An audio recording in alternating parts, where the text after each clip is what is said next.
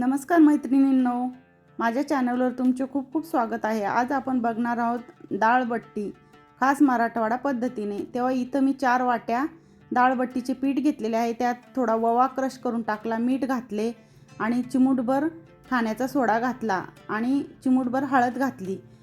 कडकडीत गरम करून यात तेल किंवा तूप तुम्ही घालू शकतात आणि छान असं मिक्स करून घ्यायचं पिठामध्ये आणि नंतर घट्टसर असा आपल्याला याचा गोळा तयार करून घ्यायचा आहे। आणि हे पीठ मी 1.5 किलो गव्हाला 1 वाटी सोयाबीन आणि 1 वाटी मका या पद्धतीने गिरणीहून दळून आणलेला आहे। पीठ भिजून 10 मिनिटं झालेली आहे। तेव्हा छोटा गोळा तोडून आपण या पद्धतीने लाटून घ्यायचं आणि त्याला तेल लावून या पद्धतीने 4 घड्या करून आपण या बट्ट्या तयार करून घेणार आहोत। याचे गोळे तयार करून घेऊ सर्व। अशा पद्धतीने खूप कुरकुरीत आणि खुसखुशीत आपल्या बट्ट्या तयार होतात। तुम्ही जर माझ्या चॅनलला आतापर्यंत सबस्क्राईब केलं नसेल तर प्लीज सबस्क्राईब जरूर करा। कुकर घ्या, कुकरमध्ये 3 ग्लास पाणी घालून घ्या आणि त्यात आपण आता हे थोडं तेल टाकून त्यात हे गोळे सोडून घेणार आहोत आणि एक शिट्टी काढून घेणार आहोत। आता हे आपले गोळे उकडून झालेले आहे। तेव्हा थंड करायला एका पसरट प्लेटमध्ये आपण हे काढून थंड होईपर्यंत इकडं डाळीची तयारी करू। पण या पाण्याचा उपयोग मी परत करणार आहे।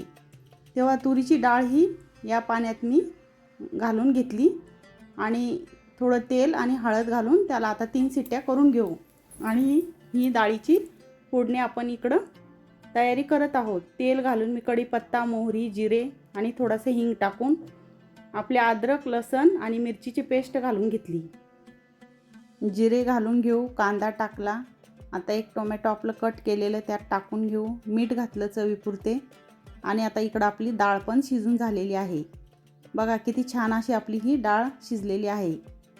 आणि आता फोडणी पण आपली होतच आली आहे। त्यात मी धनी पावडर, लाल तिखट आणि चवीपुरता गरम मसाला घालून घेतला आणि यात मी आमचूर पावडर पण घालत आहे। तेव्हा आपली फोडणी ही आता खूप छान झालेली आहे। तर आपण यात आता डाळ आपली सोडून घेऊ। या पद्धतीने जर तुम्ही बट्ट्या उकडलेल्या पाण्यात जर डाळ बनवली तर खूप छान टेस्टी आणि चविष्ट लागते। आपल्या बट्ट्या पण आता थंड झालेल्या आहे। तेव्हा मी याला कट करून घेते आणि हे राईस ब्रॅन ऑइलमध्येच मी तळून घेत आहे। राईस ब्रॅन ऑइल हे आपल्या पोटासाठी आणि पचनासाठी खूप छान आहे।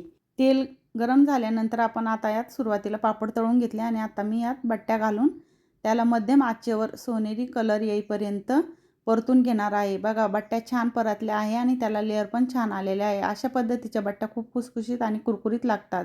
भेटू परत पुढच्या व्हिडिओमध्ये, तोपर्यंत बाय।